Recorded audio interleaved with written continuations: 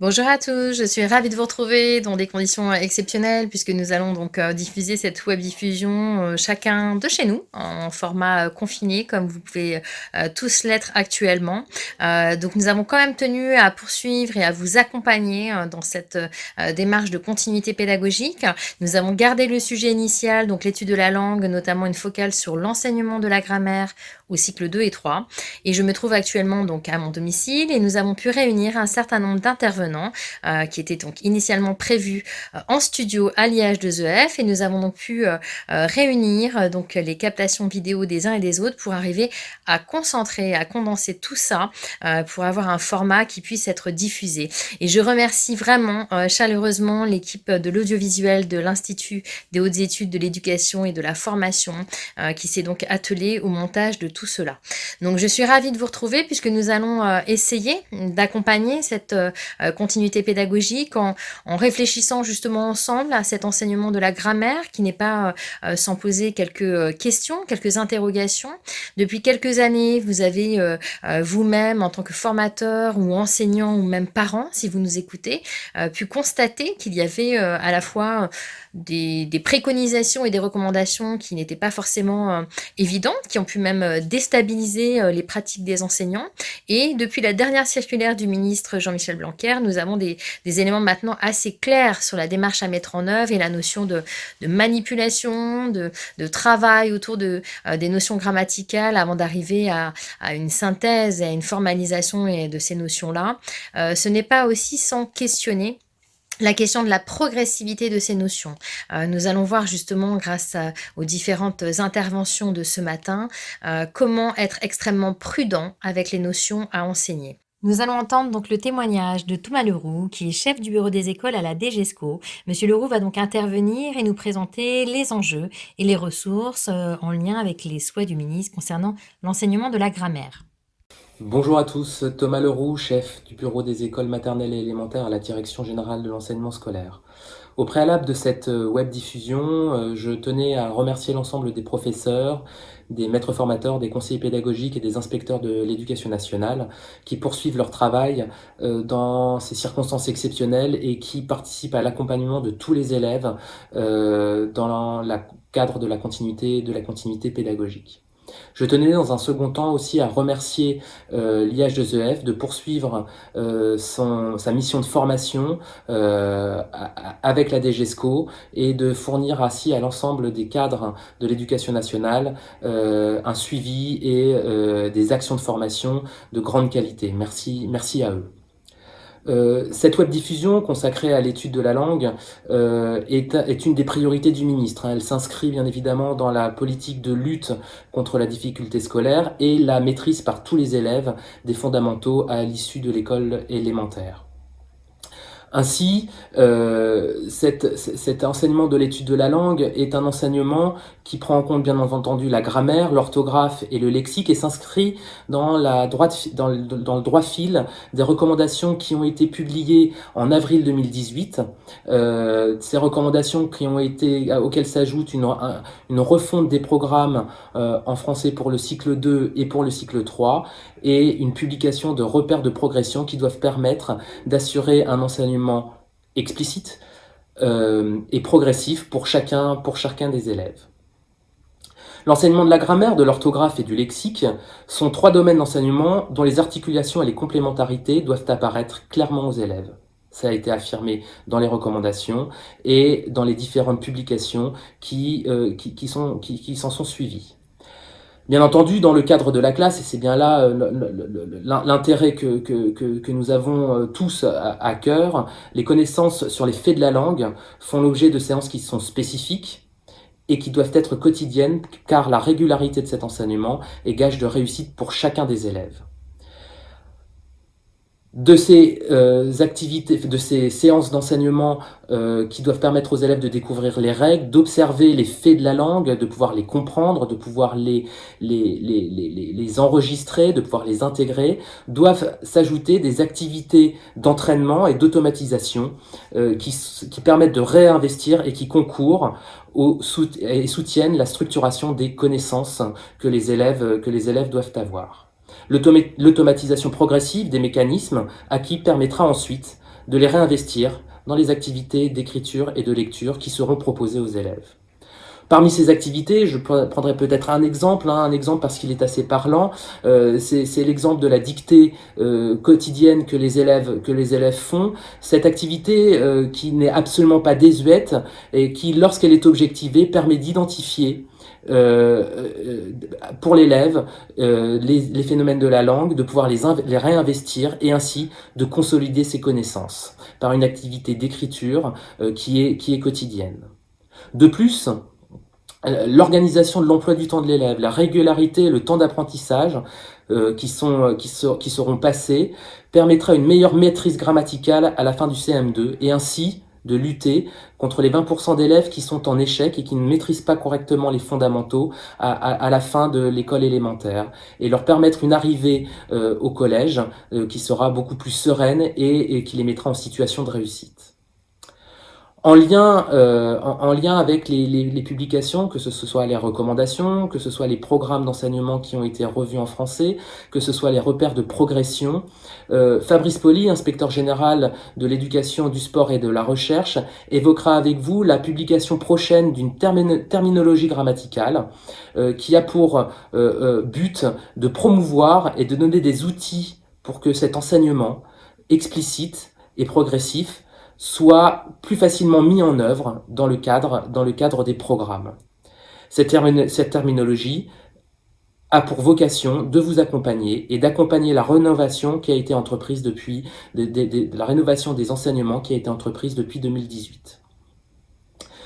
C'est pourquoi je souhaite à chacun et chacune d'entre vous une très bonne session de formation qui soit riche et qui permette de poursuivre la réflexion pédagogique et didactique que vous avez au cœur de vos circonscriptions. Je souhaite à chacun et chacune d'entre vous une très bonne session de formation à distance et vous renouvelle mes remerciements pour votre implication au quotidien. Bonne session de formation. Donc pour commencer, nous allons avoir l'enregistrement, la visio que Antoine Gauthier et Anouche Bourmaillan ont accepté de faire. Donc ce sont deux personnes qui sont maîtres de conférences à l'université Paris-Sorbonne et qui devaient être présents dans notre studio, donc en lieu et date de la diffusion de cette capsule. Je les remercie d'avoir accepté cet exercice qui n'est pas forcément simple de leur domicile, de nous proposer donc une intervention pour Anouche Bourmaillan sur la question des constituants de la phrase. Voilà, il est essentiel que l'on puisse se mettre d'accord sur la manière dont on va aborder ces questions-là auprès des élèves. Je vois aujourd'hui beaucoup de supports qui sont proposés ou de demandes qui sont faites par les enseignants, notamment par exemple de production de petites phrases qui sont ensuite analysées par les élèves et renvoyées à l'enseignant. Et ce n'est pas sans interroger la façon dont nous nommons les différents constituants de la phrase. 2, comment nous les identifions et nous les repérons et nous les signalons donc, dans cette phrase. Donc Anouche Bourmaillan va vraiment nous éclairer sur ce point-là. Et nous aurons ensuite Antoine Gauthier qui a accepté d'intervenir sur les types de phrases. Donc suite à leur intervention, je reviendrai donc moi-même pour vous présenter une démarche possible d'enseignement que nous essaierons d'adapter au contexte aussi de la continuité pédagogique. Donc je laisse la parole à Antoine Gauthier et à Anouche Bourmaillan et je vous retrouve juste après. À tout de suite. Bonjour. Alors, donc pour rappel, l'objectif de l'enseignement de la grammaire est de permettre aux élèves d'acquérir une compétence métalinguistique. Non seulement ceux-ci doivent être capables de maîtriser les principaux outils grammaticaux, mais ils doivent pouvoir le faire de manière consciente, en sachant identifier et nommer ces outils. En grammaire, la phrase est considérée comme la structure fondamentale. C'est à partir de la phrase que les autres structures peuvent être définies. Or, la phrase est bien sûr une entité complexe qui est formée de différents constituants, un constituant étant un mot ou un groupe de mots, constituants qui tissent entre eux des relations diverses selon une structure hiérarchisée. Chacun de ces constituants présente une nature, la nature étant la même quel que soit le contexte d'insertion du constituant, et une fonction qui, elle, bien sûr, varie en fonction du contexte d'insertion, et qui va définir la relation de ce constituant avec un autre élément central. Dans cette courte vidéo, nous allons reprendre ensemble la phrase et ses principaux constituants. Nous verrons donc dans un premier temps la phrase, dans un second temps le groupe sujet et la fonction sujet qui lui est attachée.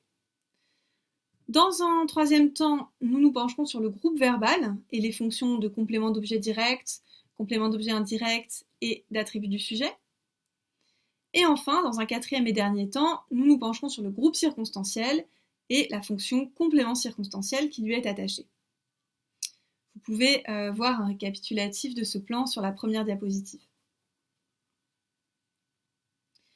Donc ce que nous allons ici tâcher de faire, c'est d'une part de rappeler les principales caractéristiques de ces constituants, et c'est également de souligner les difficultés que pourront éventuellement rencontrer les enseignants, de voir un peu quels sont les principaux, bien sûr on ne peut pas tous les voir, mais de voir quels sont les principaux écueils à éviter.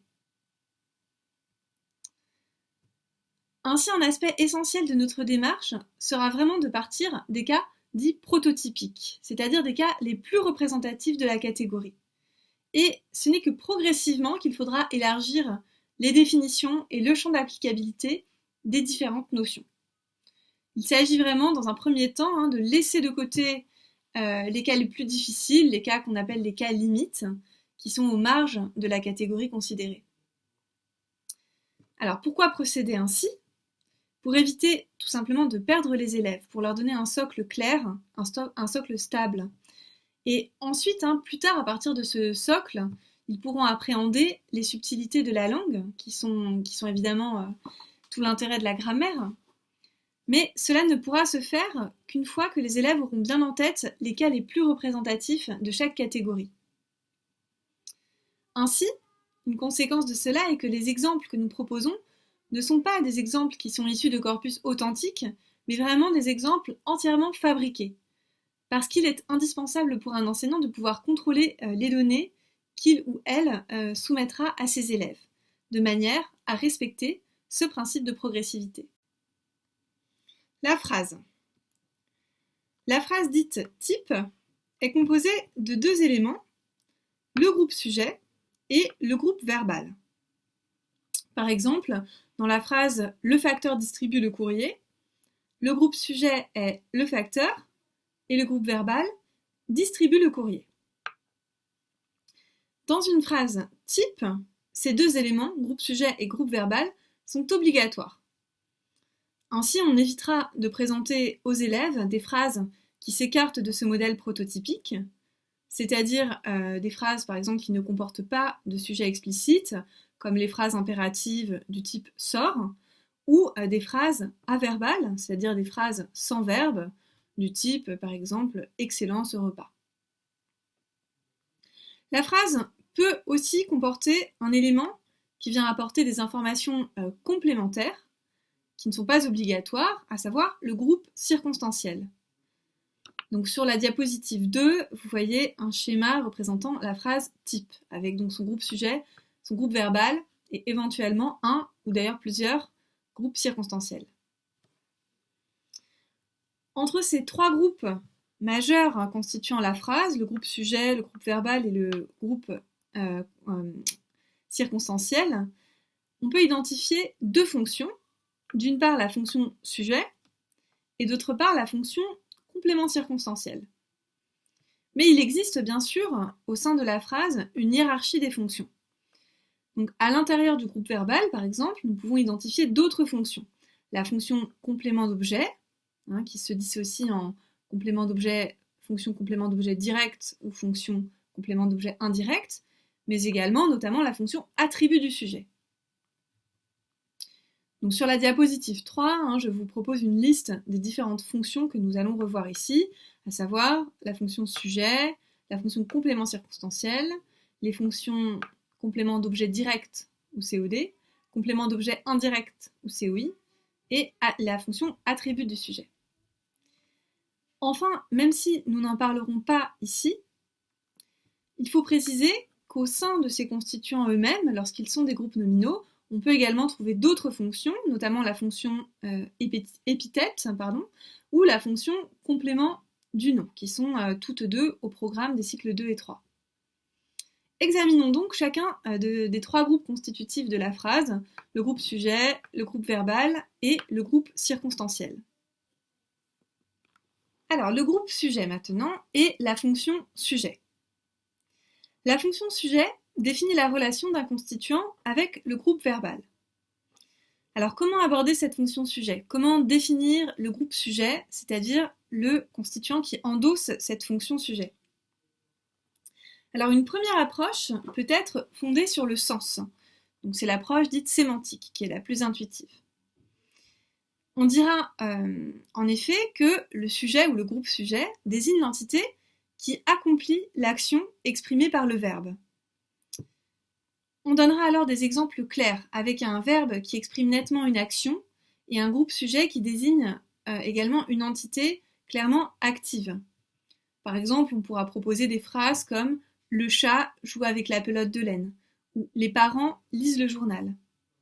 Parce que dans ces phrases, le chat et les parents sont clairement actifs. Mais à l'inverse, on évitera, au moins dans un premier temps, des verbes qui expriment moins nettement une action et des sujets qui ne désignent pas clairement une entité active. Par exemple, on évitera des phrases du type « la sauce tomate va avec les pâtes » ou bien « l'église domine la vallée », parce que dans ces phrases, on le voit bien, ni la sauce tomate ni l'église ne sont des entités très, très actives. Donc non pas bien sûr que ces phrases ne présentent pas de sujet, mais elles ne sont pas prototypiques sur le plan du sens. Donc on ne les abordera pas dans un premier temps, on privilégiera les phrases du type précédent. On pourra aussi progressivement introduire des verbes attributifs et on élargira en conséquence la définition sémantique du sujet. On pourra ainsi dire que quand le verbe décrit un état, le sujet désigne l'entité qui présente cet état. On pourra illustrer cela avec des exemples très simples du type « la maison est grande », donc qu'est-ce qui est grand? C'est la maison. Mais cette approche sémantique du groupe sujet et de la fonction sujet doit se coupler très rapidement avec une approche morphosyntaxique dans laquelle on explique aux élèves que donc, le groupe sujet détermine l'accord du verbe.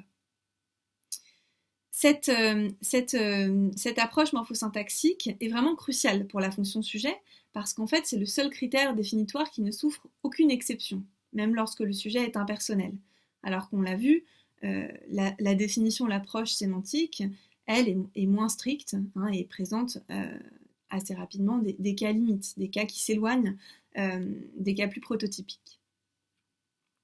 Donc pour faire comprendre cette notion d'accord du verbe avec le sujet, on peut par exemple faire varier le sujet de telle manière que le changement d'accord du verbe se voit et s'entende. Par exemple, on pourra proposer des paires de phrases comme je mange, nous mangeons. L'enfant lit, les enfants lisent. À l'inverse, on évitera des paires de phrases du type j'aime le chocolat, il aime le chocolat, puisque là on entend, on y voit la différence entre les deux formes verbales de manger, la première et la troisième personne du singulier. Pour aider les élèves à repérer le sujet, on peut aussi s'appuyer sur la place du sujet, puisque dans la phrase type, dans la phrase canonique, le sujet précède directement le verbe. Dans ce cas, on prendra soin de choisir dans un premier temps des phrases où le sujet précède le verbe, mais le précède directement, donc n'en est pas séparé par un autre élément. Par exemple, on pourra proposer une phrase comme « vous mangez un gâteau », mais on évitera, pour étudier la place du sujet, « mangez-vous un gâteau » ou bien « vous ne mangez pas de gâteau » ou « vous le mangez ». D'accord ? Voilà, donc je propose un récapitulatif, bref, de cette fonction sujet sur la diapositive numéro 4. Alors, passons maintenant au groupe verbal et aux fonctions de complément d'objet et d'attribut du sujet.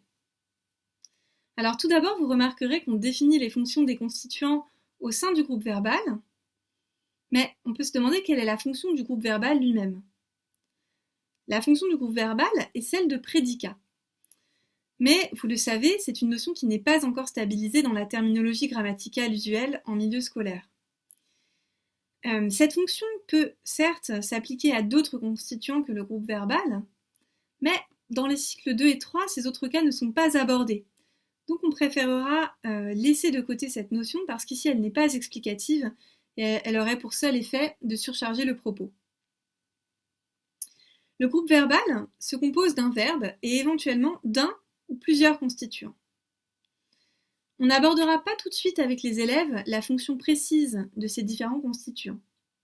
En revanche, il est important que les élèves comprennent immédiatement qu'un groupe verbal peut soit se réduire au verbe, comme dans Marie lit, soit présenter un voire deux constituants supplémentaires, comme dans Marie lit un livre, ou bien Marie lit un livre aux enfants, où le groupe verbal est respectivement lit un livre et lit un livre aux enfants. Pour étudier le groupe verbal, on commencera par présenter uniquement aux élèves des phrases avec un groupe sujet et un groupe verbal, sans groupe circonstanciel. Et on leur demandera tout d'abord de distinguer groupe sujet et groupe verbal. Au sein du groupe verbal, on ne leur demandera pas tout de suite de nommer ou d'indiquer la fonction des constituants, mais simplement de les identifier.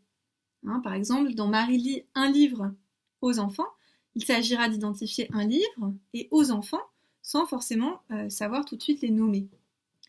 Progressivement, ensuite, on présente les différents types de compléments du verbe. Alors, tout d'abord, le complément d'objet direct. La fonction complément d'objet direct concerne une relation particulière d'un constituant avec le verbe. Quelles en sont les caractéristiques?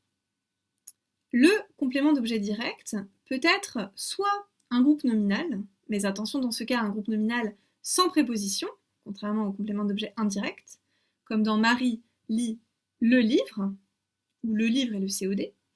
Il peut être également un pronom, comme dans Marie le lit, où le COD est ici le.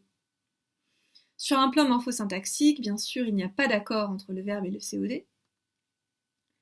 Comment le présenter maintenant sur le plan du sens?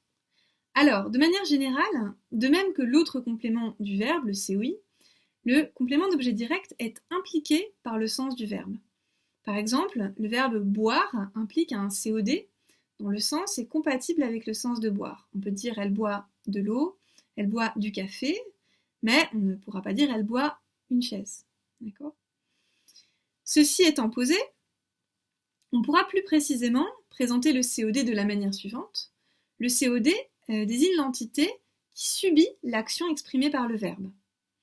On choisira alors des exemples prototypiques, comme dans Jean mange un gâteau, où un gâteau subit clairement l'action effectuée par Jean, et on évitera à l'inverse des exemples du type l'église domine la vallée, où la vallée ne subit rien du tout de la part de l'église.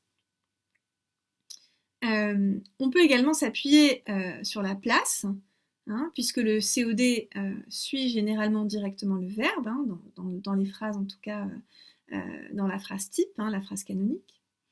On donnera évidemment des phrases qui respectent cet ordre, et on évitera dans un premier temps de séparer le verbe et le COD par d'autres constituants.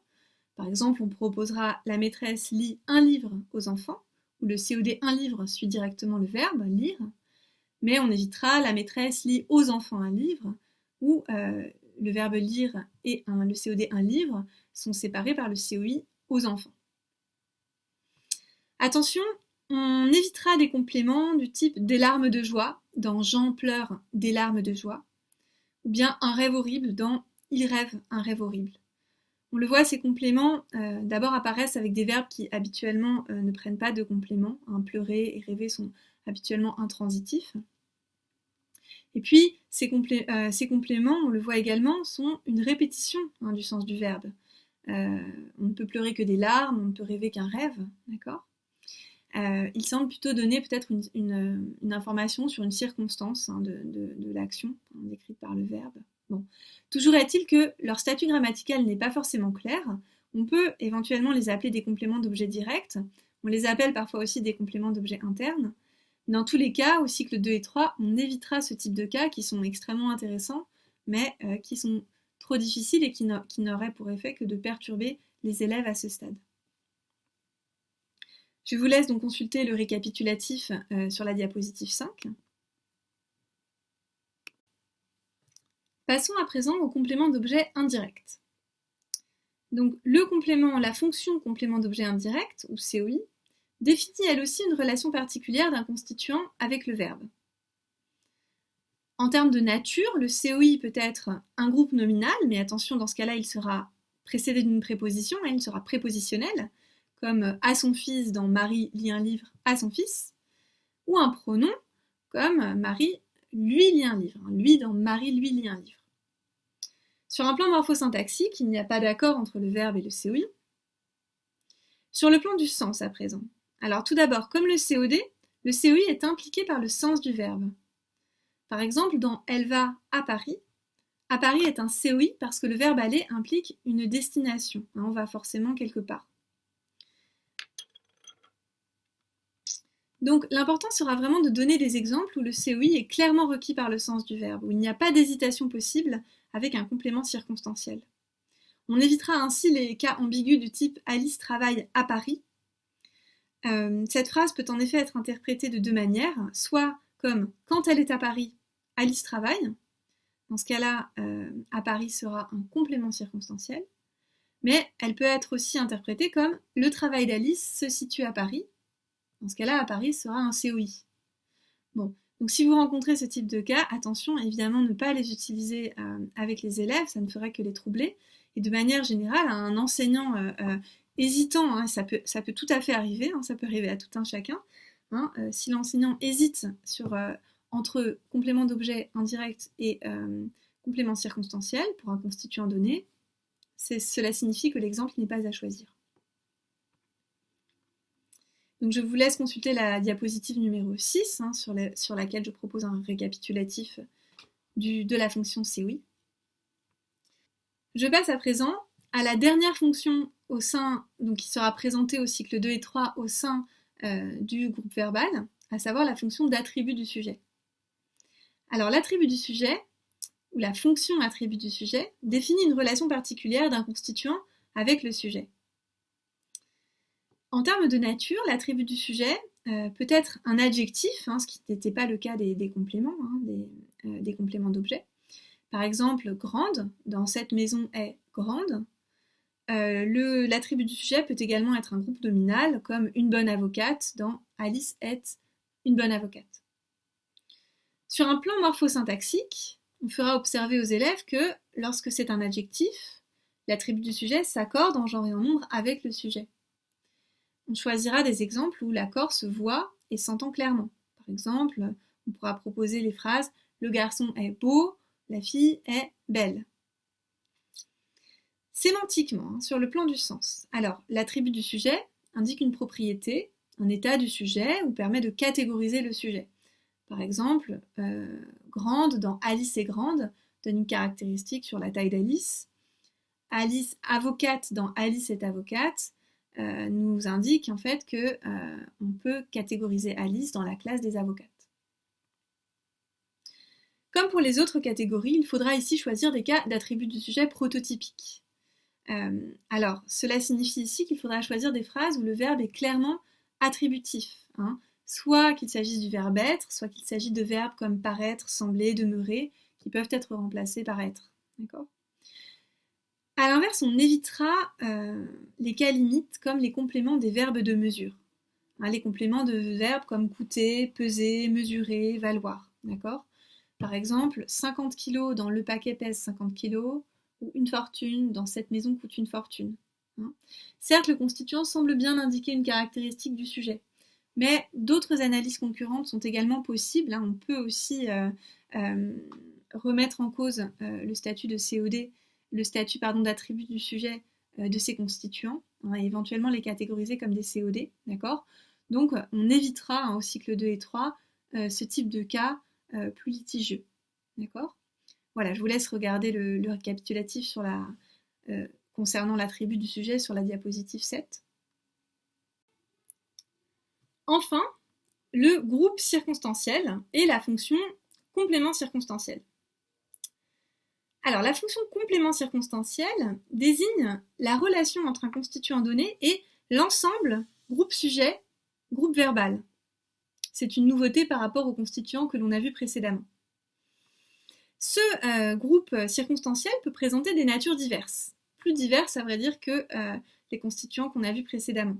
Il peut s'agir d'un groupe nominal, par exemple ce soir je vais au concert, d'un groupe nominal prépositionnel, comme dans à Marseille il fait beau, d'un adverbe, comme dans aujourd'hui je travaille, ou d'une proposition subordonnée, comme dans je suis fatigué parce que je me suis couché tard. Sur le plan du sens, alors le point très important à retenir, la grande différence avec le complément d'objet du verbe, direct ou indirect, qui était lié au sens du verbe, c'est que le complément circonstanciel n'entretient aucun rapport de sens nécessaire avec le sens du verbe. Il se contente de donner des informations complémentaires au sujet de l'événement décrit par l'ensemble, donc groupe sujet, groupe verbal. Par exemple, il peut indiquer le lieu de l'événement, comme dans à Marseille il fait beau, le moment de l'événement, comme dans aujourd'hui je travaille, ou la cause de l'événement, comme dans je suis fatigué parce que je me suis couché tard. Il est donc facultatif, c'est là aussi un point très important. Le groupe circonstanciel peut être supprimé sans que la phrase devienne incorrecte, paraisse bancale. Par exemple, on peut dire tout à fait « je vais au concert, il fait beau, je travaille » ou « je suis fatigué ». Et, second point important, il peut souvent être déplacé, ce qui montre son autonomie par rapport à l'ensemble groupe sujet, groupe verbal. Ainsi, on peut dire « ce soir, je vais au concert », mais également « je vais au concert ce soir ». Comme dans le cas du COI, on évitera absolument les cas ambigus où la confusion est possible justement avec le complément d'objet indirect. Donc, par exemple, on évitera les phrases du type « Alice travaille à Paris ». Voilà, donc je vous laisse consulter la dernière diapositive, la diapositive 8, qui présente un récapitulatif sur le groupe circonstanciel. Voilà, et j'espère que ces quelques minutes auront pu être utiles. Bien, j'ai donc consacré un très court exposé à la question des types et des formes de phrases. Le langage vise à interagir avec autrui, il permet d'accomplir des actes, communiquer un certain état de fait que l'on croit vrai, demander une information ou donner un ordre, ce qui est illustré dans l'exemple 1. Le chat est sorti, communique un certain état de fait, effectivement. As-tu oublié ta trousse, demande une information, et enfin, prends tes affaires de dessin, donne un ordre. Chacun de ces actes vise à susciter une certaine réaction de l'interlocuteur. Dans le premier cas, la réaction attendue est que l'interlocuteur prenne en compte l'information qui lui est transmise et qu'il l'intègre à sa connaissance du monde. Dans le deuxième cas, c'est évidemment qu'il communique le renseignement considéré comme manquant par le locuteur, à savoir si oui ou non la trousse a été oubliée. Et dans le troisième cas, enfin, la réaction attendue est l'exécution de l'acte formulé. Pour chacun de ces actes, la langue possède une structure de phrase canonique que l'on appelle type de phrase. Bien qu'il n'y ait pas de consensus absolu en linguistique quant au nombre de types de phrases qui est reconnu, il est courant d'en retenir 3, qui sont présentés dans la diapositive suivante, et illustrés dans l'exemple 2. Jeanne est sortie correspond au type déclaratif, où sont mes lunettes au type interrogatif, et sortez vos classeurs au type impératif. Chacun de ces types est associé à un acte de langage, comme c'est illustré dans le tableau en dessous. Le type déclaratif est associé à l'assertion, le type interrogatif à l'interrogation et le type impératif à l'injonction. Toute phrase se range nécessairement dans l'un de ces trois types. On peut donc définir un type de phrase comme l'association régulière et obligatoire d'une certaine structure de phrase à un type d'interprétation qui correspond à un acte de langage particulier appelant une réaction de l'interlocuteur. Pour dire un mot rapide des propriétés des différents types de phrases, on peut déjà dire que le type déclaratif ne possède pas de marque caractéristique, sinon par contraste avec les deux autres. Eux, en revanche, sont identifiés par des propriétés morphosyntaxiques, graphiques et intonatives. Parmi les propriétés morphosyntaxiques, on va évidemment avoir l'ordre des mots, ou encore la présence de mots d'une classe spécifique à tel ou tel type, ou enfin l'emploi de tel ou tel mode verbal. Pour les caractéristiques graphiques, il s'agit évidemment au premier chef de la ponctuation, et pour les caractéristiques intonatives, il va s'agir de courbes mélodiques propres, là aussi, à tel ou tel type particulier de phrase. Le type interrogatif, tout d'abord, se reconnaît à plusieurs indices, dont certains peuvent apparaître simultanément, mais qui, en revanche, ne sont pas tous simultanément présents. Le premier et le plus important, c'est peut-être la présence d'un mot interrogatif, qu'il s'agisse d'un adverbe comme quand, d'un pronom comme qui ou que, ou bien d'un déterminant comme quel ou lequel. La seconde propriété, c'est l'inversion du sujet. Alors, inversion est mis entre guillemets parce que il s'agit en réalité plutôt d'une postposition au plan linguistique, postposition du sujet nominal ou pronominal après le verbe. Cette inversion peut être simple ou complexe selon les configurations syntaxiques. La troisième propriété du type interrogatif, c'est à l'écrit la présence du point d'interrogation. Et la quatrième, à l'oral, c'est la présence d'une intonation spécifiquement montante, en particulier en fin de phrase. Le type interrogatif est illustré dans les 4 exemples du numéro 3. Quand venez-vous? Qui Pierre va-t-il inviter? Avec cette fois-ci donc une inversion complexe. Quel film a-t-elle choisi? Ou enfin, dans l'exemple 3D, vous venez oui ou non, qui illustre un type interrogatif sans inversion du sujet. Le type impératif se reconnaît à la présence d'un mode verbal particulier, qu'il s'agisse de l'impératif à la deuxième personne du singulier ou bien à la première et à la deuxième personne du pluriel, ou bien présence du subjonctif précédé de que à la troisième personne du singulier et du pluriel.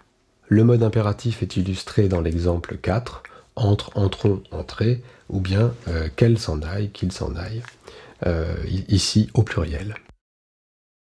À côté des types de phrases que nous venons de voir, on définit aussi des formes de phrases qui sont des configurations syntaxiques associées à une certaine interprétation. On distingue la forme négative, la forme exclamative, la forme passive, la forme impersonnelle, et enfin plusieurs sous-catégories de formes emphatiques, qui sont chacune illustrées donc dans l'exemple 5. L'or ne sortira pas. Il s'agit évidemment de la forme négative, comme il fait froid, de la forme exclamative. Martin est aidé par son frère est une forme de phrase passive. Il est arrivé une lettre pour toi, une forme impersonnelle. Et enfin, cette lettre, je l'ai déjà lue. C'est une dislocation qui est donc une forme emphatique de phrase. Ces différentes formes peuvent se combiner avec l'un des 3 types fondamentaux, ce qui est illustré dans l'exemple 6, où on voit donc différentes combinaisons de types et de formes. L'or ne sortira pas, c'est donc une phrase de type déclaratif mais de forme négative. Avez-vous été vu par le médecin? C'est une phrase interrogative pour ce qui est du type, mais passive pour ce qui est de la forme. Ces livres, rangez-les, c'est une phrase de type impératif mais emphatique quant à la forme. Et allez-vous arrêter ce bruit, c'est une phrase de type interrogatif mais exclamative quant à sa forme. Ces différentes formes peuvent également se combiner entre elles, comme c'est illustré à l'exemple 7, alors dans une certaine mesure seulement. Une phrase de type déclaratif se trouve combinée aux formes négatives et passives dans l'exemple A, ce paquet n'a pas été ouvert par Pierre, aux formes exclamatives et emphatiques dans l'exemple B, les polars, j'adore ça, et enfin aux formes négatives et impersonnelles dans l'exemple C, il ne s'en est pas fallu de beaucoup. Ce qui distingue fondamentalement les formes de phrases des 3 types déclaratif, interrogatif et impératif que nous avons vus tout à l'heure, c'est qu'elles sont facultatives et toujours associées à l'un des types obligatoires. À cet égard, on peut considérer que l'exclamation constitue bien une forme et non un type de phrase. Certes, elle possède des marques morphosyntaxiques spécifiques, les mots exclamatifs que, si, comme, quel, qui sont des adverbes ou des déterminants. Elle possède également un signe de ponctuation qui lui est propre, le point d'exclamation, à l'écrit évidemment. Elle possède également un contour prosodique particulier, qui est présent le plus souvent dans les exclamations à l'oral. Elle possède également un contour prosodique souvent particulier, qui la marque le plus souvent à l'oral. C'est illustré dans les exemples 8a, b, c, que c'est cher, quelle patience vous avez, et elle est si courageuse.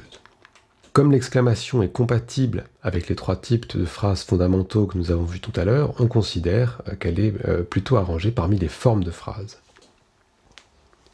Comme les langues naturelles permettent d'exprimer une infinité de pensées avec des moyens très limités, il est inévitable qu'une même forme puisse recevoir plusieurs interprétations.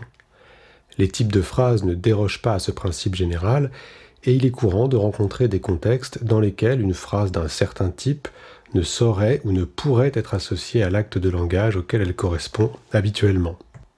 C'est ce que l'on observe dans l'exemple 9, où l'on voit par exemple une phrase de type déclaratif qui accomplit un acte d'injonction. Vous prenez vos agendas tout de suite.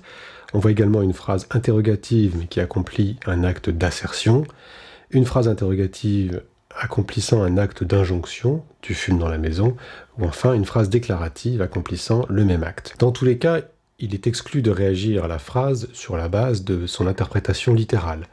L'intention du locuteur peut cependant être plus ou moins facile à deviner selon les cas. Il est pratiquement impossible d'interpréter 9a comme un acte d'assertion, et il n'est guère plus facile de concevoir une réponse appropriée à 9b si on l'interprète comme une question. En revanche, 9c et 9d laissent une marge plus importante au contexte et à la sagacité ou à la bonne foi de l'interlocuteur. Celui-ci peut très bien passer à côté des intentions du locuteur et ne pas répondre de manière appropriée. La question des types et des formes de phrases est complexe parce qu'elle traverse plusieurs plans d'analyse linguistique. La morphosyntaxe et la sémantique, bien évidemment, mais aussi et surtout parce qu'elle sort du strict domaine de la langue pour se déployer dans le domaine pragmatique où le contexte va jouer un rôle crucial, in fine, dans l'interprétation. C'est aussi une question dont les enjeux didactiques sont importants. S'il faut évidemment préparer les élèves à la rencontre d'une réalité linguistique très riche, très plastique dans ses interprétations, l'enjeu est peut-être d'abord de leur faire prendre conscience qu'il existe des structures syntaxiques régulières qui sont associées à une interprétation prototypique, et c'est à partir de cette prise de conscience que l'on va être en mesure de construire un poste d'observation linguistique stable, robuste, qui permettra d'appréhender au mieux la diversité des usages. Merci donc à Anouche Bourmaillan et Antoine Gauthier pour leur intervention donc de ce matin. Nous avons pu maintenant clarifier un petit peu tous ces éléments-là. Et ce que je vous propose, c'est de poursuivre justement la réflexion en allant vers une démarche qui nous a été proposée donc par Isabelle Goubier, qui est donc IEN sur l'Académie de Paris. Et vous avez pu, pour certains, l'entendre par ailleurs lors du séminaire national des IEN premier degré, le séminaire de rentrée. Et donc Isabelle Goubier était accompagnée pour cette ressource qui va vous être présentée par Catherine Dorion, qui est donc conseillère pédagogique. Et je vais vous présenter, je vais me faire la porte-parole de cette démarche qui a été donc préconisée. Vous voyez actuellement à l'écran la première diapositive, qui est une diapositive qui vous présente la démarche. Donc la démarche de l'enseignement de la grammaire à l'école élémentaire. Des mots forts comme observation, régulation, automatisation, répétition, mémorisation, structuration. Des mots forts qui sont aujourd'hui donc absolument indispensable, et avoir une démarche qui va donc aller à la fois de l'imprégnation à la conceptualisation. Donc là, vous voyez maintenant apparaître la deuxième diapositive, une diapositive où il y a beaucoup d'écrits, mais nous allons reprendre ensuite étape par étape. Donc ne vous inquiétez pas si vous n'avez pas le temps de tout lire, puisque cela va être repris donc juste à la suite. Vous voyez donc une première étape où les élèves et l'enseignant sont plutôt dans une collecte de mots et de groupes. Ensuite, il va y avoir un tri qui va être effectué avec l'enseignant et les élèves. Les élèves vont pouvoir observer, manipuler, réfléchir, définir des catégorisations. Et nous allons ensuite, au niveau de l'étape 4, avoir des élèves et de l'enseignant qui vont nommer ces catégorisations et qui vont ensuite avoir à réinvestir. Et puis, tout le travail de systématisation, de mémorisation et de transfert va se faire par la suite et par un travail évidemment autour de la production d'écrits. Donc ces étapes-là, je vous propose de prendre le temps de les illustrer une à une. Et nous allons avoir donc la démarche cycle 2 et la démarche cycle 3. Concernant la démarche du cycle 2, voilà un élément de proposition, de progressivité. En CP, on a donc des gestes qui vont être plutôt de type collecter, trier et classer. Ça correspondra à l'étape 1 que nous allons voir juste après. En CE1, nous allons être davantage sur une continuité autour de, bien sûr, collecter, trier, classer des exemples dits réguliers. Il ne s'agira pas à ce moment-là de mettre les élèves en difficulté par rapport à toutes ces irrégularités que l'on peut observer dans la langue française, mais plutôt de faire constater les régularités au maximum par les élèves. En CE2, la démarche est donc continuée, comme vous le voyez. Nous allons partir des rencontres qui sont faites par les élèves, des extraits, par exemple, qui seront issus des textes de lecture, de nouveaux exemples qui seront apportés par l'enseignant pour permettre justement aux élèves de continuer à constater ces régularités et à commencer à percevoir des éléments aussi, donc de type irrégularité dans la langue française, ou qui vont complexifier l'approche autour de ces notions-là. Je continue donc à vous détailler cette étape, ces étapes-là. Donc pour le CP par exemple, si l'on se fixe sur le S muet, donc on voit que c'est quelque chose qui pose souvent souci aux élèves de CP et même de CE1. Donc l'idée c'est comment leur permettre de découvrir cette notion-là. Et là vous allez avoir donc les étapes qui sont mises en expérience par rapport à cette séance autour du S muet. Donc, les lettres muettes fréquemment rencontrées au cours de lecture par les élèves de CP sont le S, le E et bien sûr la terminaison du pluriel, le ENT.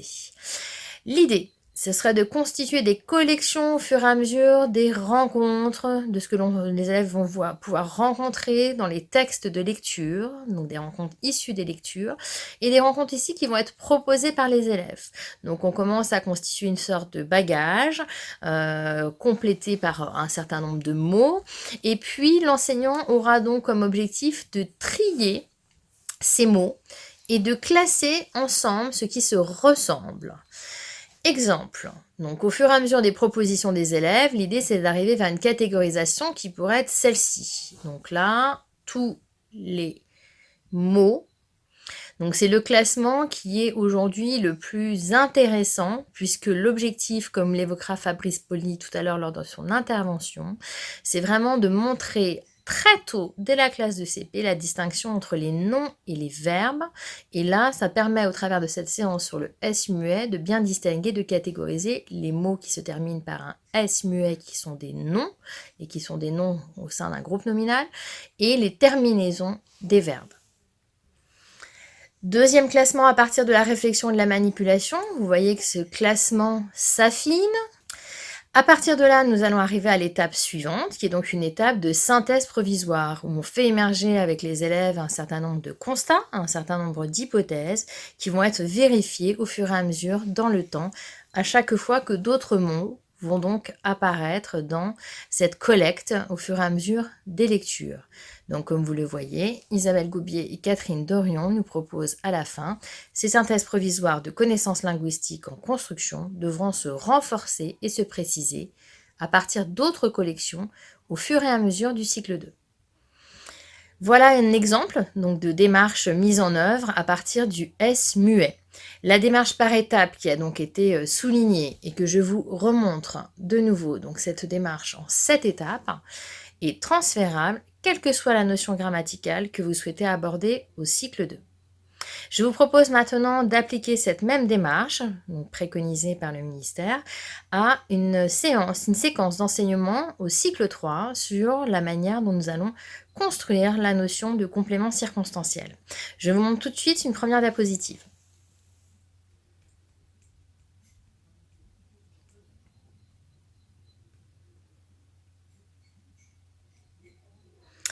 Donc, vous pouvez constater ici, au cycle 3, en CM1 et en CM2, on va continuer l'imprégnation de nouveaux concepts, d'accord?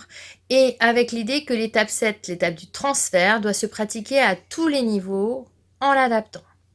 Donc, on va voir tout à l'heure aussi comment on va réinvestir. Et c'est souvent ce qui est demandé en cette période aussi de crise sanitaire par les enseignants. Donc, des productions de phrases qui vont contenir certains compléments circonstanciels qui seront ensuite à analyser par les élèves. Les concepts qui nous paraissent plus spécifiquement à découvrir au cycle 3, vous le voyez, tout ce qui relève de la nature des mots, ce qui relève de la fonction et ce qui relève des phrases complexes comme Antoine Gauthier vient de l'évoquer. Aujourd'hui, on peut partir du postulat que les parents qui accompagnent leurs enfants à la maison ont des souvenirs pour certains et d'autres des notions beaucoup plus maîtrisées de ce que peuvent être les compléments dans une phrase. Donc l'idée, c'est aussi de pouvoir les accompagner par cette démarche qui peut leur être proposée. Donc la première démarche, construire le concept de complément circonstanciel. L'idée, c'est que l'enseignant prévoit de récolter, de collecter un certain nombre de compléments. La liste peut être proposée. Vous voyez par exemple que dans l'étape numéro 1, l'idée là, c'est de ne pas mettre en difficulté. On augmentera bien sûr petit à petit vers des phrases complexes, mais dans un premier temps, les phrases sont extrêmement simples et représentent chacune ou disposent chacune d'un seul complément, donc qui permet vraiment de prendre le temps d'analyser. Donc, on peut proposer ce corpus-là aux élèves. L'étape numéro 2, l'enseignant trie devant les élèves dans les propositions collectées les exemples pertinents et les élèves les classent. À partir de là, l'enseignant donc va proposer des phrases qui sont spécifiquement dédiées à l'approche de la notion et qui serviront la notion. Donc c'est lui qui effectue ce choix. Après avoir identifié le sujet et le verbe, vous voyez, il y a donc toute une synthèse, une catégorisation qui est proposée. Donc les élèves peuvent classer ce qui relève de ce qui est dit de l'action et du moment où elle se passe, ce que l'on dit de l'action sur le lieu où elle se passe et ce sur quoi porte l'action. Donc c'est une première catégorisation possible. Ensuite, les élèves observent les analogies, manipulent les éléments, réfléchissent, définissent des catégorisations. On pourra là parfaitement encourager, y compris à distance, les élèves, à partir de la liste établie, on pourra les encourager à s'amuser, à supprimer tout ce qui peut être supprimé. Toujours à partir du corpus qui reste identique. Il ne s'agit pas de changer de phrase d'un jour à l'autre ou d'une semaine à l'autre. Dans un premier temps, nous restons sur les mêmes phrases isolées dans l'étape 1. On peut demander aussi aux élèves, comme vous le voyez, de déplacer pour faire un certain nombre de constats. On reste toujours sur les phrases initiales afin de ne pas les perturber pour l'instant, puisque nous ne sommes pas dans le transfert, nous sommes toujours dans la manipulation. Et nous allons pouvoir arriver à 2 constats. On peut déplacer le complément sans changer le sens, ou si je déplace le complément, cela donne une phrase drôle mais qui ne se dit pas, qui n'a pas de sens en français. Étape numéro 4, les élèves nomment les catégories à l'aide bien sûr de l'enseignant si nécessaire. Donc certains compléments seront donc déplaçables et supprimables. Certains compléments précisent où et quand se passe l'action, et d'autres compléments ne sont ni déplaçables, ni supprimable. À cette étape-là, nous pouvons arriver à ce constat. Les élèves réinvestissent dans des exercices d'entraînement. Il s'agira là de continuer à s'amuser, à déplacer, à supprimer, à trouver tout ce qui correspondra aux notions de temps, de lieu. Donc on est toujours dans cette phase de manipulation et d'amusement pour les élèves aussi, qui vont se constater par le déplacement ou par la suppression le sens qui peut être donné aux phrases ou non.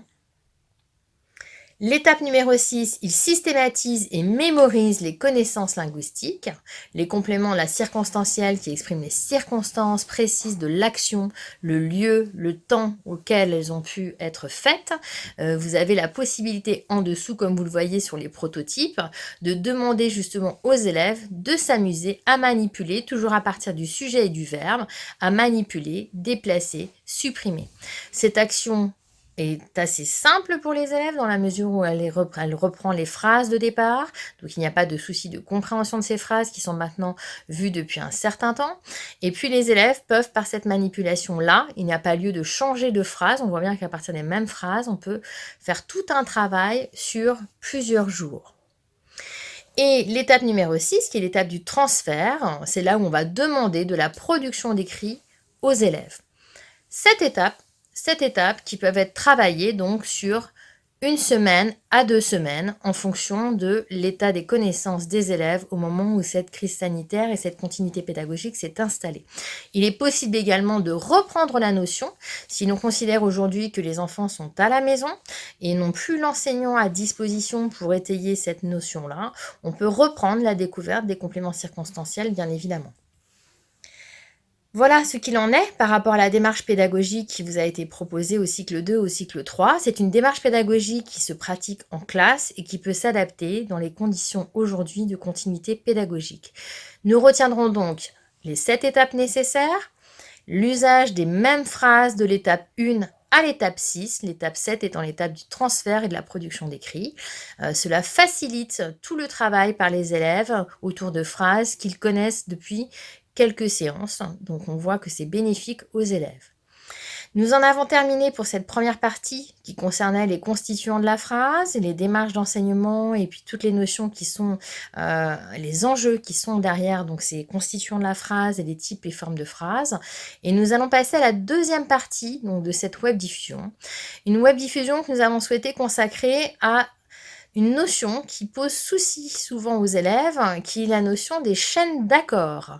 Donc nous allons pouvoir entendre Fabrice Pauly, que j'ai eu la chance de rencontrer avant la crise sanitaire, et nous allons entendre donc Fabrice Pauly, qui est inspecteur général, nous évoquer un certain nombre de points, notamment tout ce qui va relever justement de ce que nous entendons dans la notion de chaîne d'accords, ce qui se joue derrière cette notion de chaîne d'accords, quelles sont les difficultés rencontrées par les élèves sur ces questions de chaîne d'accords, et nous allons également voir, réfléchir ensemble à quelles sont les ressources et les possibilités pour les enseignants de mettre en place un enseignement efficient autour des chaînes d'accords. Donc je laisse la parole tout de suite à Fabrice Pauly, qui va donc évoquer tous ces éléments-là dans un premier temps. À tout de suite.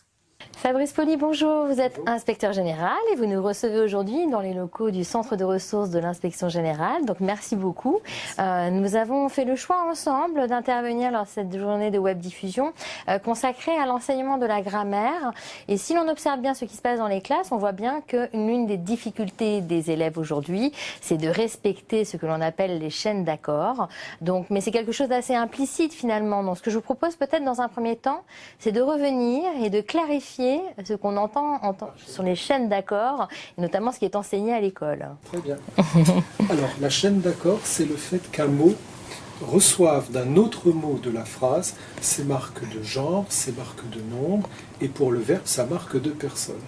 Cela renvoie aux grandes caractéristiques morphologiques de la langue française, qui sont au nombre de 3. La première, c'est l'opposition binaire masculin-féminin. La deuxième, c'est l'opposition binaire singulier-pluriel. Et la troisième, ce sont les marques morphologiques de la personne, des temps et des modes, qui sont des marques propres au verbe. Alors, il faut avoir à l'esprit que ces grandes caractéristiques sont des caractéristiques qui sont propres au français et qui, dans certaines langues, sont soit facultatives, soit totalement ignorées. On peut donner comme exemple le fait que le français a presque totalement éliminé le neutre, et il ne reste que de rares formes sporadiques comme cela. Le français a 2 nombres, le singulier et le pluriel, là où certaines langues en ont 3, voire 4. Nous sommes également très attachés à l'opposition entre le masculin et le féminin, alors que certaines langues ignorent le genre, ou bien lui préfèrent une opposition qui est davantage marquée sur ce qui est animé et sur ce qui est inanimé. De même, dans la morphologie verbale, le français a des désinences personnelles, mais également des éléments qui sont les marqueurs de temps et des modes. Et là aussi, ce sont des éléments qui parfois sont totalement absents de certaines langues, notamment les langues que l'on appelle agglutinantes. Et le fait d'avoir le caractère relatif, la relativité de ces notions à l'esprit est important quand on s'adresse à des élèves allophones qui sont, eux, inconsciemment habitués à un système linguistique qui peut être radicalement différent du nôtre. Alors aujourd'hui, nous avons dans le public qui vous écoute des formateurs, conseillers pédagogiques, inspecteurs, maîtres formateurs, qui ont à conseiller les enseignants dans les classes. Quel discours peut-on avoir auprès des enseignants sur la manière dont s'appliquent les chaînes d'accords dans les groupes nominaux et dans les groupes verbaux ? Alors, comme je l'ai dit tout à l'heure, le principe de la chaîne d'accords, c'est qu'un mot reçoit d'un autre mot de la phrase ses marqueurs. Donc quand on prend le groupe nominal, le petit chat, c'est le mot chat, le nom chat, qui est le donneur d'accord et qui donc va influer sur l'article défini le et sur l'adjectif. Donc le petit chat, c'est chat qui va déterminer l'accord de le et l'accord de petit. Ensuite, dans la relation entre le sujet et le verbe, quand on dit le chat miaule, c'est à nouveau le chat, parce qu'il est singulier et masculin, qu'il va donner l'accord au singulier de miaule. Et dans le cas de la phrase avec verbe attributif le chat est noir, c'est à nouveau le nom chat qui va déterminer l'accord du verbe être et l'accord de l'adjectif attribut noir. Voilà donc quels sont les grands principes. Ce sont des principes qui sont stables en français, ce sont des principes qui sont réguliers, et il y a quelques exceptions que l'on regroupe sous l'appellation de sileps. Dans ces cas-là, l'accord ne se fait pas par la grammaire, mais il se fait par le sens. C'est quand on dit, par exemple, la plupart sont venus. La plupart est un nom féminin, mais pourtant l'accord se fait au masculin et au pluriel.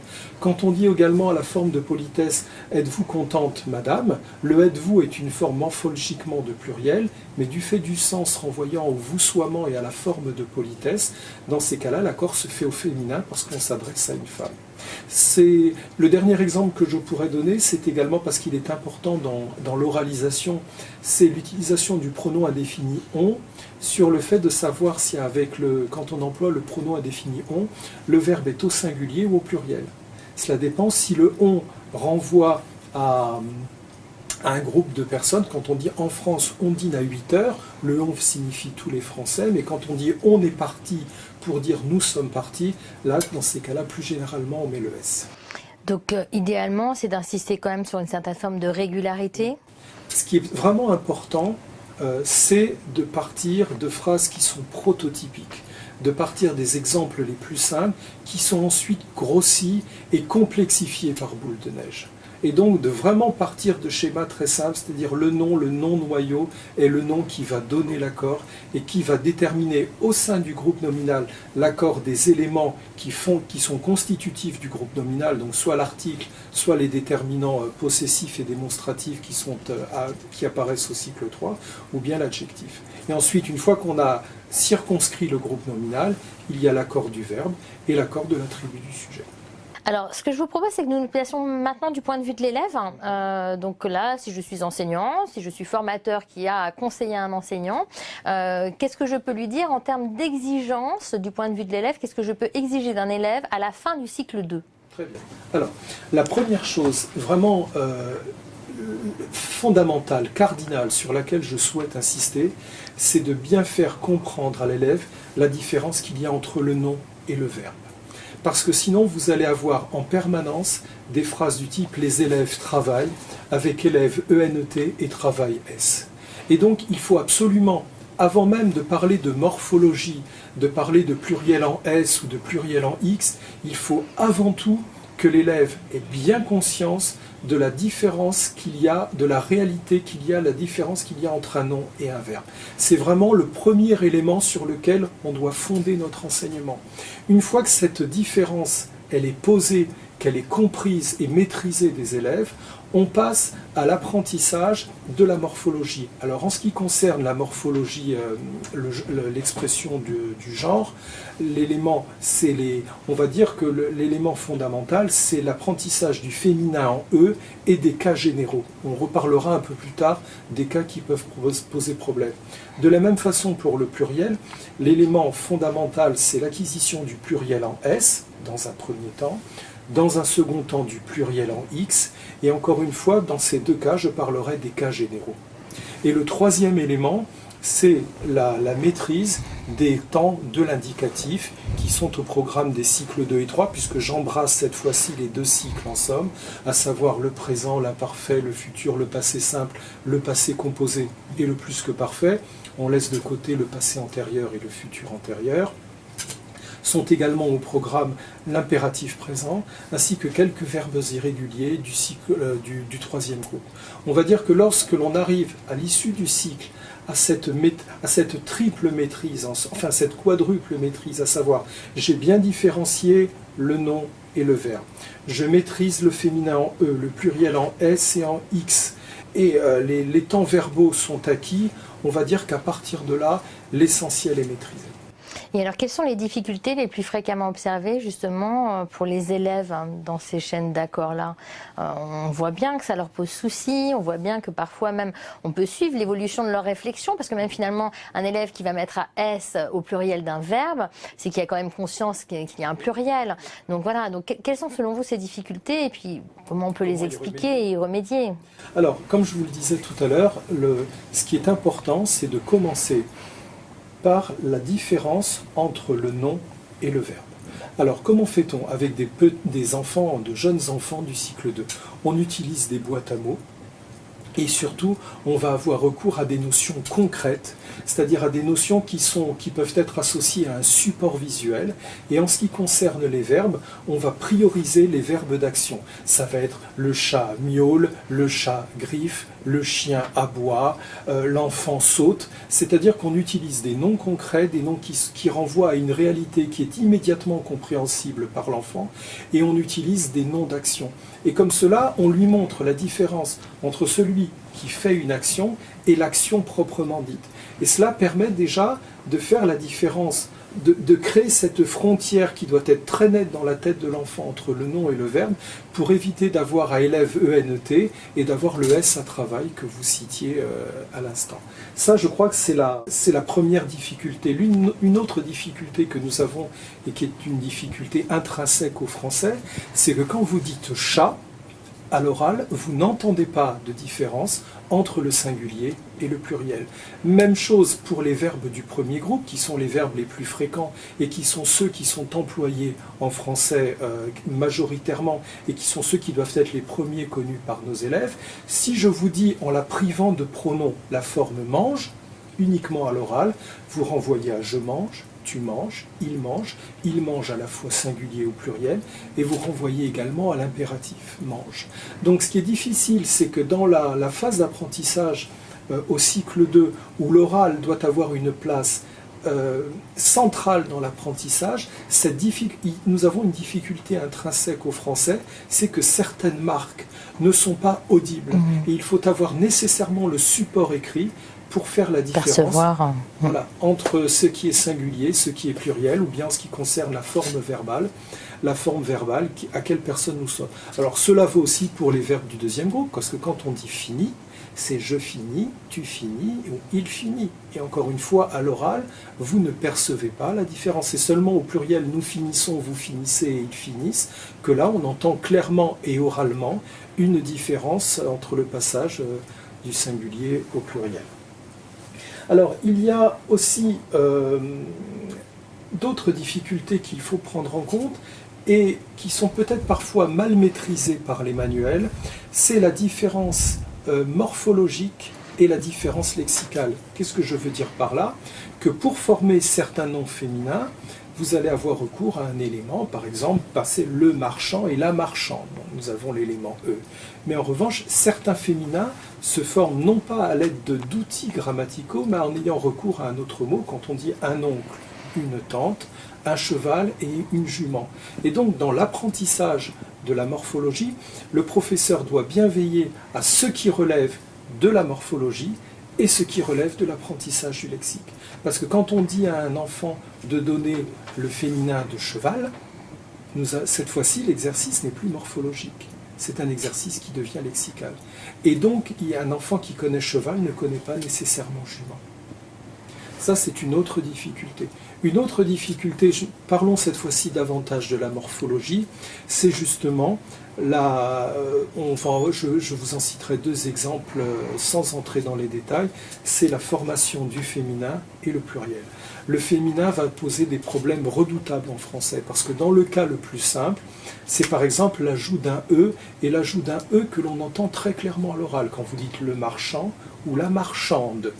Vous avez aussi une transformation de la prononciation quand on dit le voisin ou la voisine. À l'oral, on entend bien le passage du masculin au féminin. Du point de vue graphique, vous avez aussi des cas très simples, c'est un ami, une amie, avec l'ajout du E à ami.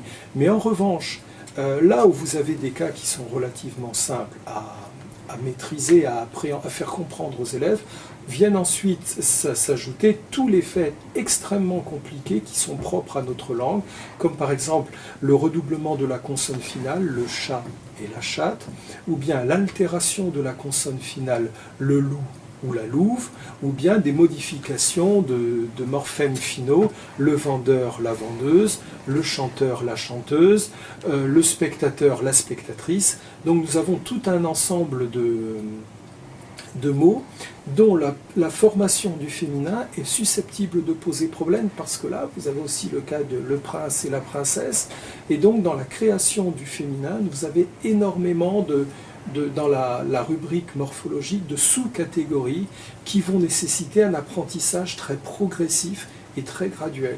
Si tout était aussi simple que marchand et marchande, c'est-à-dire si on ajoutait un E, en plus, dans ce cas-là, vous avez la marque écrite qui s'entend parfaitement à l'oral, les choses seraient très simples.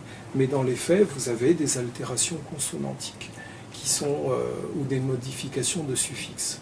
Voilà. Ça, c'était en ce qui concerne le féminin. En ce qui concerne le pluriel, nous avons là aussi en français le cas tout simple, le chat, les chats, donc avec l'ajout du S, mais nous avons aussi le pluriel en X, et le pluriel en X, donc c'est le bateau, les bateaux, mais vous avez les noms en al, cheval, chevaux, vous avez les noms en ail, le détail et les détails, etc. Vous avez également le cas qui sont les noms qui se terminent par X ou par S ou par Z, c'est-à-dire la noix, le nez, le puits, qui eux sont des noms qui, notamment le puits, qui est un nom ennuyeux, si je puis dire, parce qu'au singulier, il a déjà un S. Et donc, dans l'apprentissage à la fois du passage du masculin au féminin et du singulier au pluriel, il faut constamment avoir à l'esprit toutes ces difficultés morphologiques qui, si elles ne sont pas appréhendées de manière progressive, sont susceptibles de perturber les élèves. Donc partir des cas les plus simples pour petit à petit, au cours du cycle 2 et au cours du cycle 3, complexifier la tâche en faisant apparaître graduellement les cas que je n'appellerais pas particuliers, parce qu'un cas particulier, ça voudrait dire qu'il s'agit d'un apax, de quelque chose qui ne concerne qu'un seul mot. Mais là, pour le coup, ce n'est pas le cas. On se souvient tous, quand on était enfant, de la série sur chou, genou, bout, caillou, chou, etc. Voilà, donc tous ces systèmes mnémotechniques que nous avons appris, on conserve leur utilité et leur pertinence, mais il faut justement graduer dans... les noms en E prennent tous un X, sauf les pneus. Voilà, donc toutes ces choses-là s'acquièrent petit à petit, et dans la construction des apprentissages, il faut justement veiller à ne pas mettre ce que j'appellerais des éléments parasites. C'est-à-dire, quand on parle du pluriel en S, partir des exemples les plus simples. Alors, par rapport à ce que vous venez d'évoquer, hein, les difficultés des élèves, les particularités donc, de la langue française dans ces chaînes d'accords-là, je me mets à la place d'un enseignant, je me mets à la place d'un formateur qui accompagne un enseignant. Ça suppose forcément de réfléchir ensemble à la question de la progressivité. Tout ne peut pas être enseigné dans un ordre finalement décousu. Il y a une vraie réflexion à porter sur cette progressivité. Quels sont les conseils que vous pourriez donner aux formateurs qui nous écoutent aujourd'hui ? Quelques conseils très simples. Je vous donne un exemple. Dans l'apprentissage, quand on fait découvrir le nom commun, et qu'ensuite on fait découvrir le groupe nominal et la chaîne d'accords. Un obstacle qu'il faut éviter, dont il faut se méfier dès le début, ce sont les noms à initiales vocaliques. Si vous prenez le L', l'arbre et l'école, vous ne pouvez pas savoir si le nom est masculin ou féminin. Donc, quand on regarde de très près les noms à initiales vocaliques, on se rend compte que systématiquement, ils vont poser des problèmes. Avec l'article défini, vous n'allez pas savoir si le mot, avec son article et l'idée L', vous ne savez pas si le nom est masculin ou féminin. Si vous prenez le déterminant possessif mon école, encore une fois, vous avez le mon qui est employé suivi d'un nom féminin. Le problème que pose ici pour la chaîne d'accords l'utilisation du déterminant possessif, c'est que le nom féminin requiert l'utilisation de la forme mon que l'on associe davantage au nom masculin, avec les trois formes du déterminant possessif, mon, ma, mes. Donc se méfier, comme je vous le disais, des noms à initiale vocalique. De la même manière, les noms à initiale vocalique posent un problème au pluriel, parce que du point de vue de la liaison et de la prononciation orale, il n'y a pas de différence marquée entre les arbres et les zèbres. Donc on entend bien un son, une sifflante sonore, et cette sifflante sonore, eh bien, dans un cas, elle se note lorsque ce sont les animaux, les zèbres, mais lorsqu'il s'agit de la liaison, les arbres, en revanche, la liaison ne se note pas. Quand on introduit une nouvelle notion, donc en l'occurrence la chaîne d'accords, évitez d'avoir recours aux noms à initiale vocalique parce qu'ils vont venir parasiter l'enseignement du professeur, et il vaut mieux avoir recours à des noms à initiale consonantique, les tables, les chats, les chiens, qui eux ne présentent pas cet inconvénient.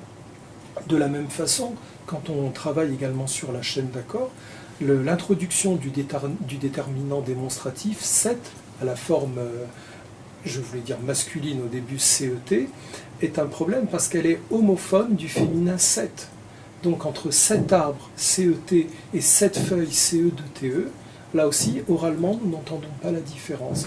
Donc quand le professeur est dans la situation de construire sa progression grammaticale et l'introduction de la notion, il doit avoir à l'esprit tous ces éléments qui sont susceptibles de détourner l'attention de l'élève, de le détourner de l'objectif principal au profit de questions qui vont peut-être venir en lui et lui dire mais c'est bizarre, dans ces cas-là, il se produit quelque chose qui ne me paraît pas, qui me semble contrevenir en somme à ce que dit le professeur. Donc c'est vraiment très important d'avoir toujours cette espèce de gabarit, c'est-à-dire je pars de ce qui est prototypique, de ce qui est le plus simple, et je conserve pour la fin les éléments qui sont susceptibles de désarçonner les élèves. L'un des points essentiels de la chaîne d'accords, c'est l'introduction de l'adjectif.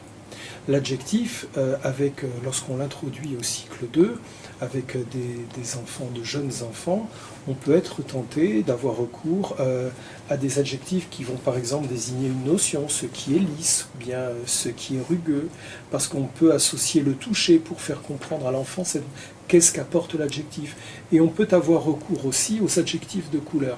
Mais simplement, il faut être extrêmement vigilant dans la manipulation des adjectifs de couleur, parce qu'ils sont extrêmement instables d'un point de vue orthographique. Certains s'accordent au pluriel, sont devenus de vrais adjectifs comme rose et mauve. D'autres ont un statut un peu instable, c'est-à-dire tantôt s'accordent, tantôt ne s'accordent pas. C'est le cas de orange et marron. Et d'autres, en revanche, sont totalement invariables. Donc crème, par exemple, on dit un pantalon crème, des pantalons crème, crème turquoise aussi ne s'accordent pas. Donc les adjectifs de couleur sont pratiques parce ils sont pratiques pour la découverte de la notion d'adjectif, mais il convient de les manipuler avec prudence au moment du passage à la trace écrite, parce qu'à partir du moment où on veut les utiliser dans le groupe nominal et les utiliser dans la chaîne d'accords, là en revanche, ils contiennent de redoutables difficultés. Si je me place maintenant du point de vue des formateurs, comment je peux accompagner les enseignants dans la mise en place de pratiques efficientes pour enseigner la grammaire et notamment les chaînes d'accords? Alors, je pense que le premier réflexe à avoir en tant que formateur, et réflexe qu'il faut ensuite transmettre au professeur, c'est que le travail doit être conçu en équipe au sein de l'école, et que la progression doit être conçue par cycle, c'est-à-dire ce que je fais au cycle 2 et ce que je fais au cycle 3. Je crois que la boule de neige ne grossit qu'à partir du moment où l'on part de notions qui ont été stabilisées à un niveau donné de la scolarité et dont le professeur a eu la liste, si je puis dire. C'est-à-dire qu'on ne peut concevoir les choses qu'en partant de notions qui ont été clairement posées et qui l'année suivante sont développées, complexifiées. Donc la première chose, je dirais, c'est une progression rationnelle en équipe qui est fondée sur les programmes réguliers. Ensuite, il faut que le formateur conçoive, apprenne au professeur à concevoir des séquences qui sont régulières, qui sont structurées et qui sont inscrites à l'emploi du temps. C'est-à-dire que la leçon de grammaire doit être inscrite et sanctuarisée et régularisée.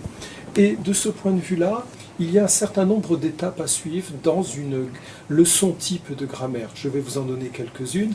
La première, déjà, c'est une introduction qui va permettre de dire explicitement quel va être l'objet de la séance du jour. Une deuxième étape, c'est une rétroaction qui va permettre de réutiliser des éléments qui ont déjà été appris précédemment par l'élève. C'est-à-dire qu'on va réactiver des connaissances qui vont servir également aujourd'hui. Parce que, naturellement, rien ne se fait en déconnexion.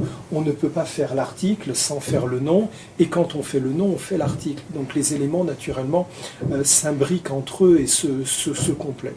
Donc une fois qu'on a fait cette phase de rétroaction, on a réactivé des éléments déjà vus, il y a une phase d'observation, de compréhension, de manipulation, qui peut être faite par exemple en individuel ou bien en binôme, où l'enfant, avec des boîtes à mots, va sélectionner des éléments. Une fois que l'enfant a fait ce travail de manipulation, d'observation, il y a une phase de restitution collective de la réflexion, c'est-à-dire qu'avec les élèves et le professeur, on va partager ensemble ce que les élèves ont découvert, ce que les élèves ont compris et ce que les élèves ont construit.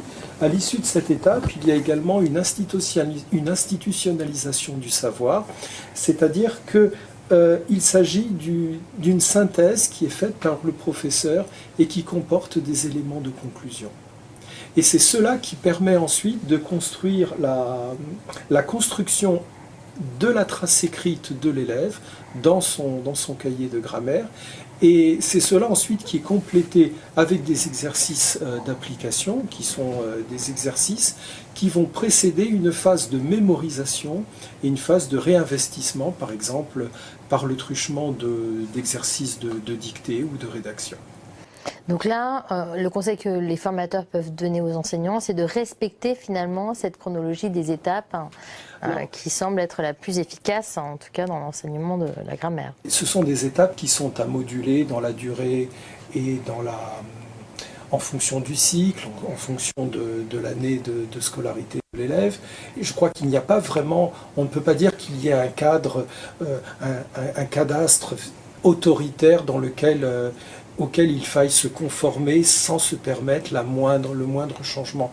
Mais je pense que ces étapes, il faut cadrer la leçon de grammaire, et la leçon de grammaire a besoin d'être organisée. Je crois aussi beaucoup au principe de rituel. C'est-à-dire le rituel qu'on utilise très souvent dans les classes pour quel jour sommes-nous, chaque jour compte, ou bien quel temps fait-il, etc. Je crois que ces rituels qui sont faits au cycle 2 sont également importants dans la démarche de la leçon de grammaire, parce que l'élève ensuite s'habitue à ces différentes étapes. C'est-à-dire il sait que le maître va commencer par une introduction, qu'ensuite il va y avoir cette phase de réactivation, qu'ensuite on va faire des manipulations avec des boîtes à mots, des tris de mots, des mots étiquettes, etc. Donc la réactivation la répétition de ce rituel peut participer à rendre la leçon de grammaire moins anxiogène.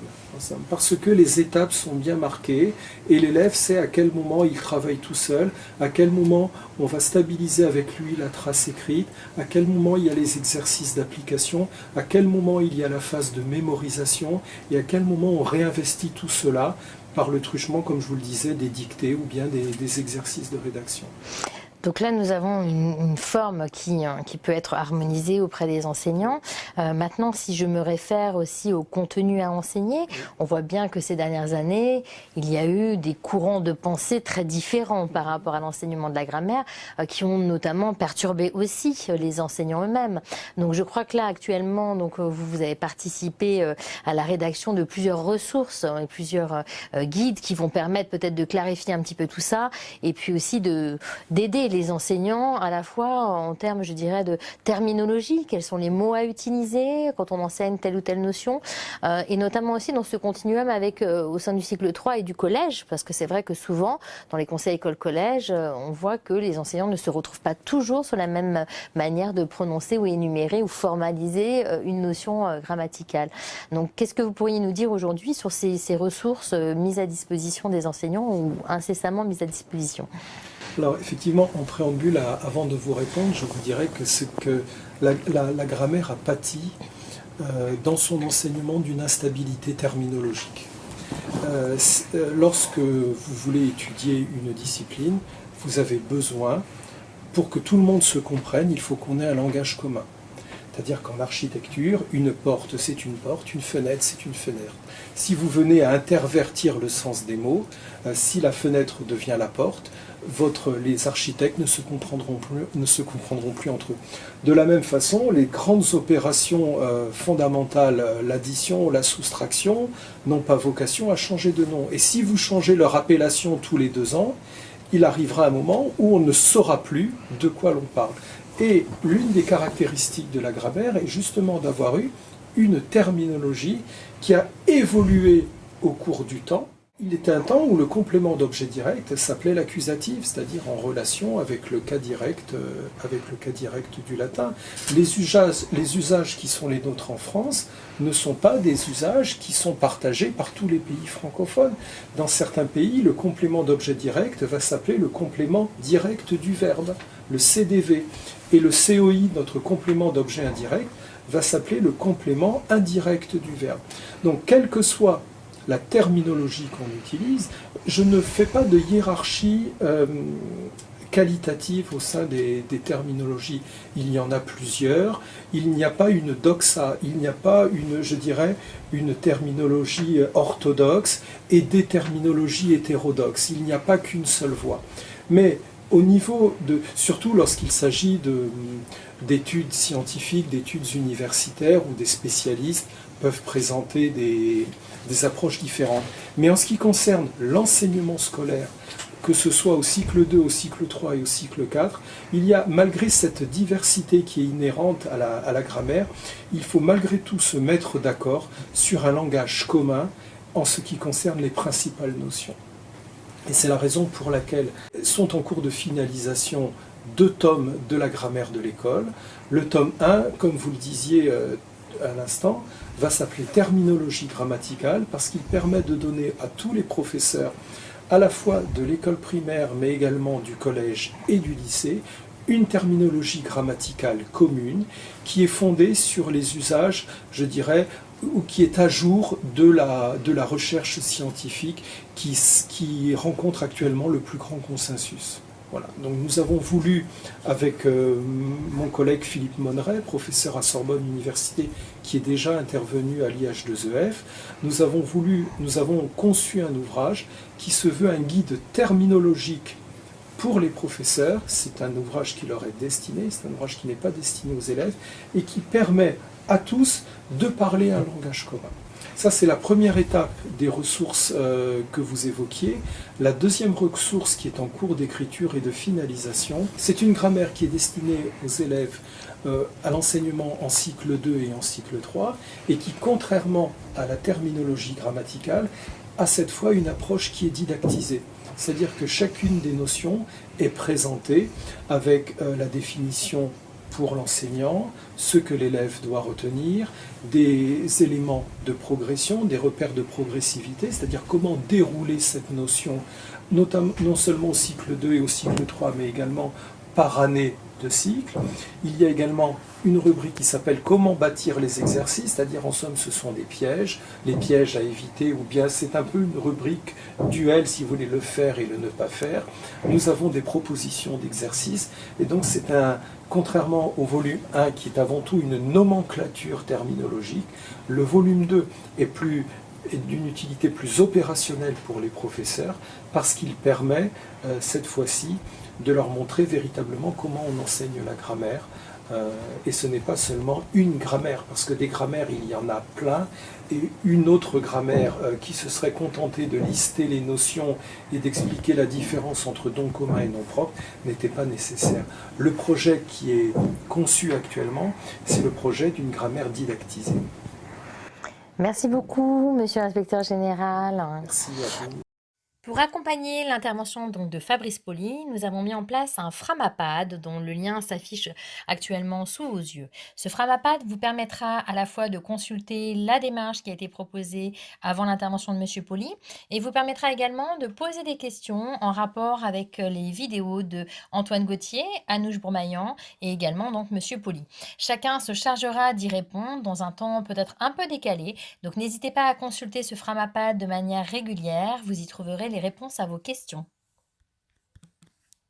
Et bien voilà, nous arrivons à la fin de ce format si particulier. Nous avons tenu, malgré les conditions aujourd'hui de crise sanitaire que nous rencontrons en France, qui sont exceptionnelles, nous avions souhaité quand même tenir cet engagement en essayant un format à distance qui soit à la fois propice à une réflexion partagée, interroger aussi la question de l'enseignement de la grammaire, penser les concepts qui sont sous-entendus et les enjeux derrière et la notion de progressivité, et puis vous proposer une démarche qui puisse s'adapter dans les conditions même de continuité pédagogique, puisque nul doute que les 7 étapes pourront être respectées et étalées sur 2 semaines pour être proposées aux parents d'élèves, avec vraiment le souhait de garder soit un stock de mots pour le cycle 2, soit un stock de phrases pour le cycle 3, qui soit le même tout au long des premières étapes pour bien s'imprégner, ne pas avoir à rechercher de nouveau le verbe conjugué, mais vraiment à pouvoir travailler sur la manipulation, le déplacement, la suppression.